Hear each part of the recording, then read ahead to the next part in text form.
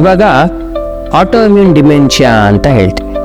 ಅಂದರೆ immune mediated ಡಿಮೆನ್ಷಿಯಾದಲ್ಲಿ autoimmune encephalitis paraneoplastic encephalitis ಅಂತ ಹೇಳ್ತೀವಿ. ಇವಾಗ ಫಸ್ಟು ಆಟೋ ಇಮ್ಯುನಿಟಿ ಅಂದರೆ ಏನು ಅಂತ ಅರ್ಥ ಮಾಡ್ಕೊಳ್ಳೋಣಂತೆ. ಈಗ ನಮ್ಮ ದೇಹದಲ್ಲಿ ಪೊಲೀಸ್ ಸೆಲ್ಸ್ ಅಂತ ಇರುತ್ತವೆ.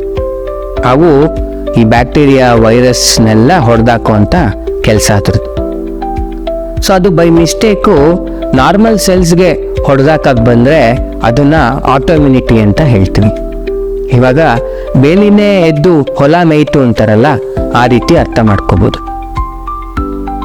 ಸೊ ಯಾವ ಅಂಗಾಂಗಕ್ಕೆ ಬೇಕಾದ್ರೂ ಅದು ಅಟ್ಯಾಕ್ ಮಾಡ್ಬೋದು.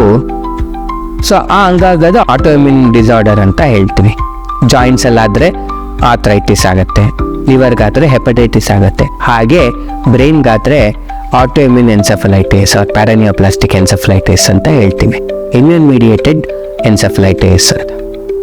ಇದು MRI ಮಾಡಿಕೊಂಡು EEGಗಳು ಮಾಡಿಕೊಂಡು ಬೆನ್ನಲ್ಲಿ ನೀರು ತೆಗೆದು ಪರೀಕ್ಷೆ ಮಾಡಿ ಪ್ರೂವ್ ಮಾಡಿದ್ಮೇಲೆ ಸೊ ಇವ್ರಿಗೆ ಇಮ್ಯುನೋಸಪ್ರೆಷನ್ ಥೆರಪಿ ಕೊಟ್ಟ ಮೇಲೆ ರಿವರ್ಸ್ ಆಗಿ ನಾರ್ಮಲ್ ಆಗುವಂಥ ಚಾನ್ಸಸ್ ಕೂಡ ಜಾಸ್ತಿ ಇರುತ್ತೆ.